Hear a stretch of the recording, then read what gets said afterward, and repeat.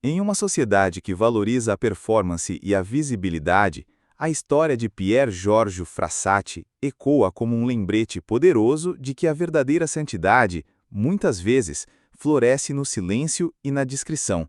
Aclamado pelo Papa João Paulo II como o Homem das Oito Bem-aventuranças, Frassati foi um jovem comum que viveu uma vida extraordinária não por feitos espetaculares, mas pela forma radical com que abraçou a fé e a caridade.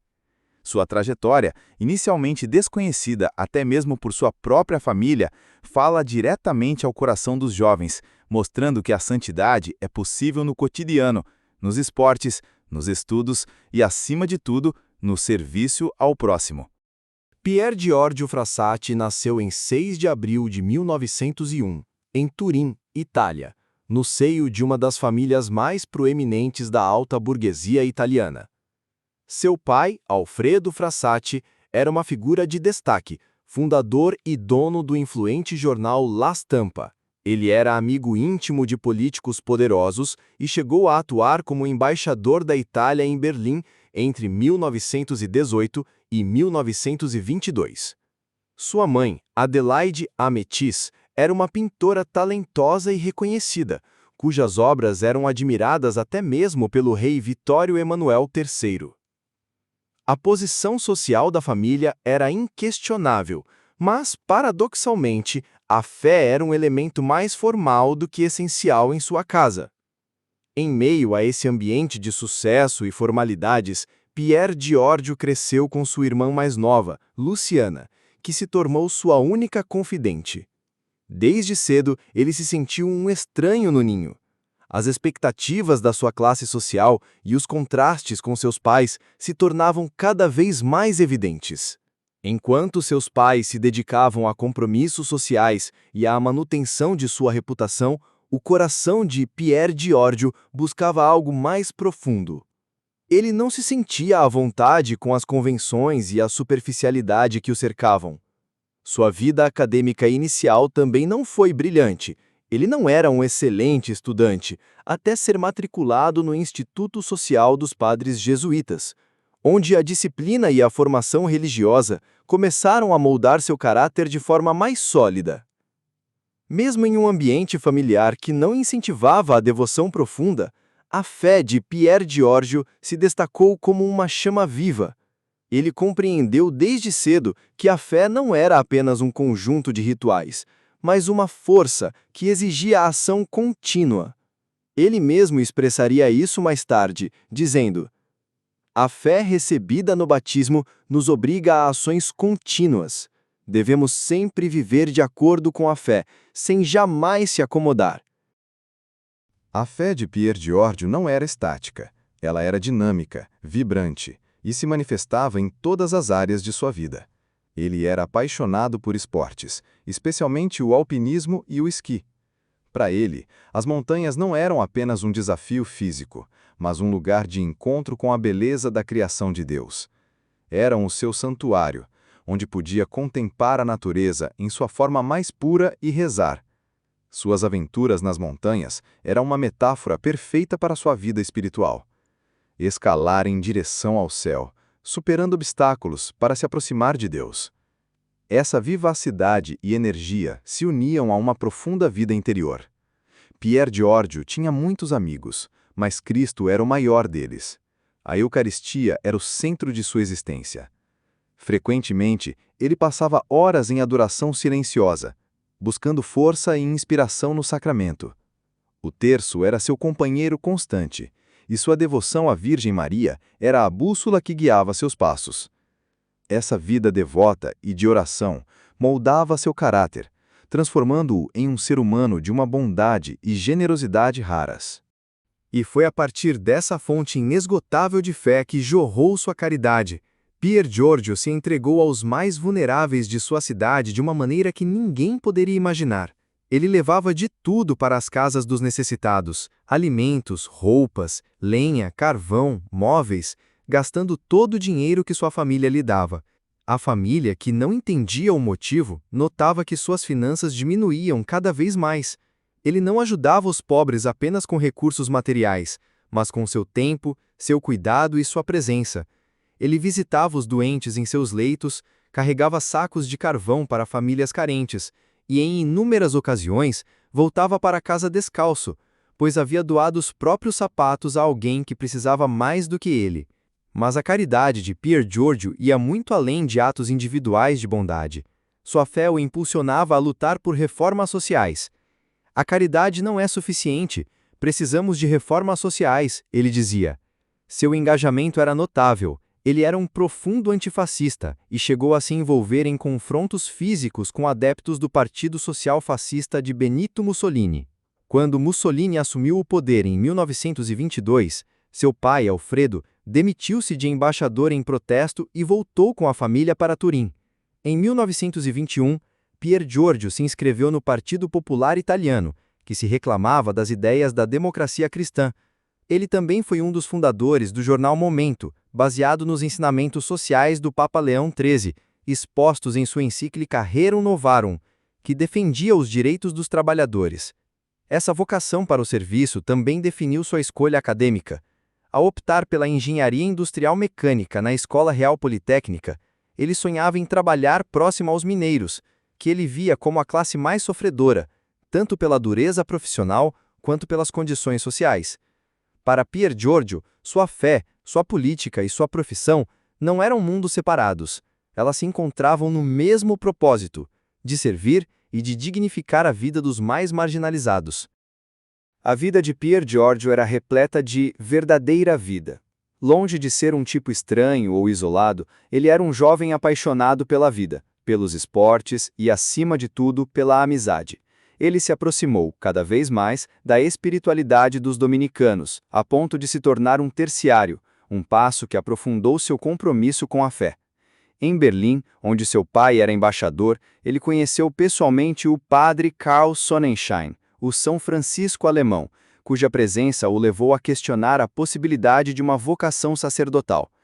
Contudo, após discernimento, Pier Giorgio sentiu que seu chamado não era para o sacerdócio e seguiu em frente com alegria. Ele preferia deixar as ocasiões mundanas para ir à missa e trocar a companhia dos jovens burgueses pela presença dos pobres, que saciavam sua sede de viver o Evangelho. E era nesse espírito que ele cultivava suas amizades. Ele fundou a Sociedade de Tipos Estranhos com seus amigos, cujos membros tinham apelidos engraçados. O dele era Robespierre. Juntos eles faziam excursões, contavam piadas e, acima de tudo, aspiravam a uma amizade profunda, fundada no vínculo sagrado da oração e da fé.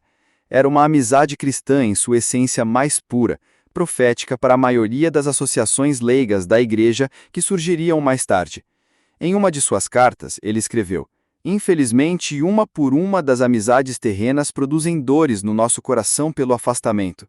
Por isso, queria que fizéssemos um pacto indestrutível que não conhece limites temporais nem fronteiras físicas, a aliança da oração." O coração de Pier Giorgio, no entanto, guardava um segredo doloroso. Durante uma de suas escaladas, ele conheceu Laura Hidalgo, por quem se apaixonou profundamente. Esse amor, porém, ele manteve oculto dentro de si. O motivo?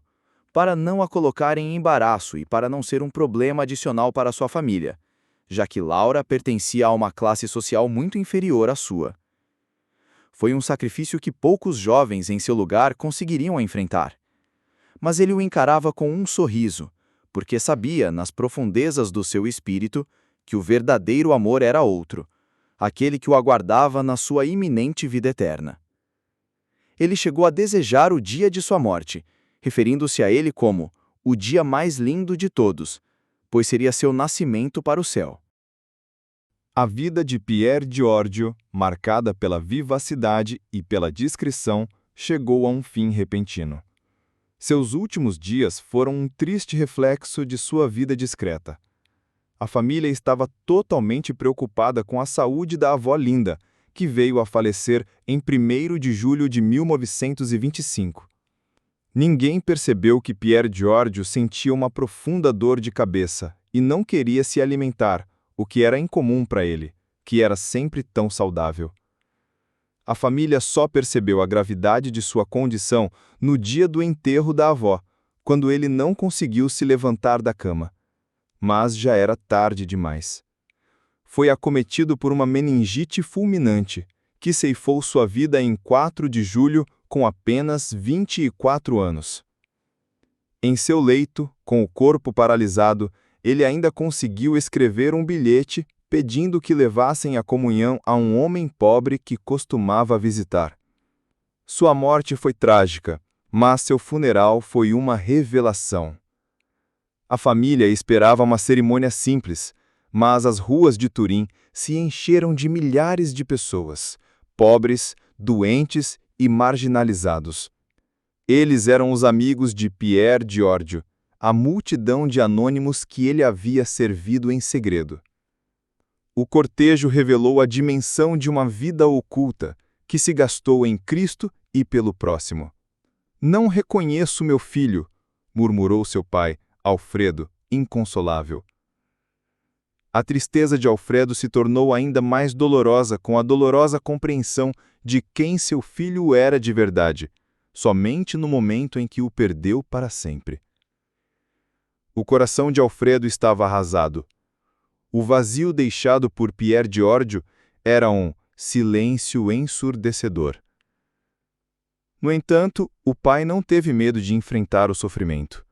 Deixou-se escavar profundamente pela dor, e aos poucos aquele vazio foi preenchido pela luz e a palavra de Deus. A dor da perda se tornou o canal para sua conversão poderosa e maravilhosa, que amadureceu no fim de sua vida. Muitos, talvez com razão, consideram essa conversão do pai o primeiro milagre de Pier Giorgio. A fama de santidade de Pier Giorgio se espalhou rapidamente. Jovens, famílias e comunidades inteiras em toda a Itália e além começaram a relatar graças e favores alcançados por meio de sua intercessão.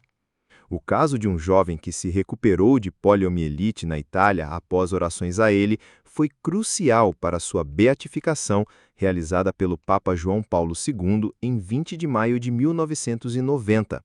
O Papa o descreveu como o homem das 8 bem-aventuranças e o nomeou patrono dos desportistas. Recentemente, a Igreja anunciou que Pier Giorgio Frassati será canonizado, um evento altamente aguardado para o jubileu de 2025.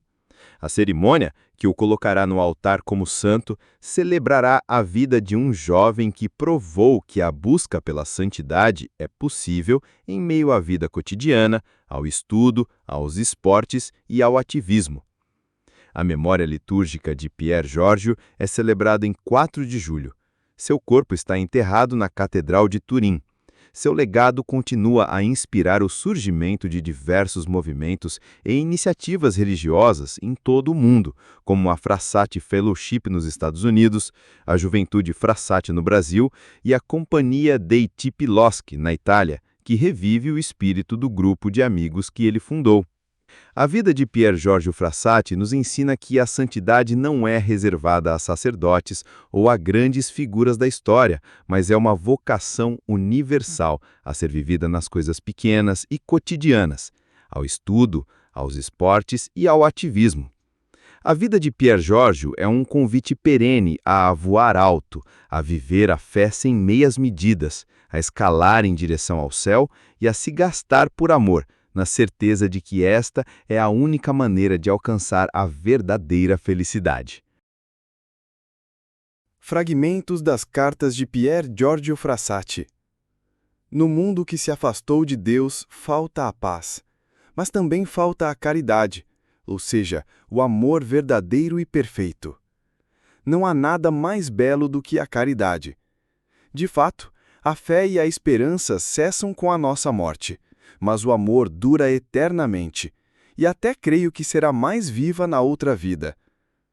Nós, que por graça de Deus somos católicos, não devemos gastar os anos mais belos da nossa vida, como desgraçadamente fazem tantos jovens infelizes que se preocupam com gozar os bens terrenos e não produzem nada de bom, mas que apenas fazem frutificar a imoralidade da nossa sociedade moderna. Devemos treinar-nos a fim de estarmos prontos para travar as lutas que seguramente teremos de combater pela realização do nosso programa, e para, assim, darmos à nossa pátria, num futuro não muito longínquo, dias mais alegres e uma sociedade moralmente sã. Mas para tudo isto é preciso a oração contínua para obter de Deus a graça sem a qual as nossas forças são vãs, organização e disciplina para estarmos prontos para a ação no momento oportuno e, finalmente, o sacrifício das nossas paixões e de nós mesmos, porque sem isso não se pode atingir o objetivo. É bobo quem anda atrás das alegrias do mundo, porque são sempre passageiras e trazem dores, enquanto a única alegria verdadeira é a que nos é dada pela fé. Os tempos que atravessamos são difíceis porque a perseguição contra a Igreja torna-se mais feroz e cruel que nunca. Mas vós, jovens, destemidos e bons, não vos intimidais com este pouco, já que sabeis que a Igreja é uma instituição divina e não pode acabar. Infelizmente, uma por uma das amizades terrenas produzem dores no nosso coração pelo afastamento. Por isso queria que fizéssemos um pacto indestrutível, que não conhece limites temporais nem fronteiras físicas, a aliança da oração. Queremos saber de onde viemos e para onde vamos. Espero, com a graça de Deus, prosseguir o caminho dos ideais católicos, defendendo e propagando estes verdadeiros e únicos valores. E assim, a vida do beato Pier Giorgio Frassati nos inspira a voar alto, a buscar a santidade nas pequenas coisas do dia a dia e a transformar o nosso mundo com caridade e justiça. Sua história é a prova de que a fé, vivida com radicalidade e alegria, pode mover montanhas e curar corações. Se a vida de Pier Giorgio tocou você, deixe seu amém nos comentários. Agradecemos por ter nos acompanhado nesta jornada. Que o exemplo deste santo jovem nos inspire a sermos, a cada dia, o milagre que o mundo precisa. Oração a Pier Giorgio Frassati. Senhor Jesus, dai-nos a coragem de voar alto, fugir da tentação da mediocridade e da banalidade. Tornai-nos capazes, como Pier Giorgio, de aspirar às coisas mais nobres, com tenacidade e constância, e acolher, com alegria, o vosso convite à santidade. Livrai-nos do medo de não conseguir, ou da falsa modéstia de não ser chamados por vós. Concedei-nos a graça, que vos pedimos por intercessão de Pier Giorgio, e a força para continuar com fidelidade no caminho que conduz verdadeiramente ao alto. Por Cristo nosso Senhor. Amém.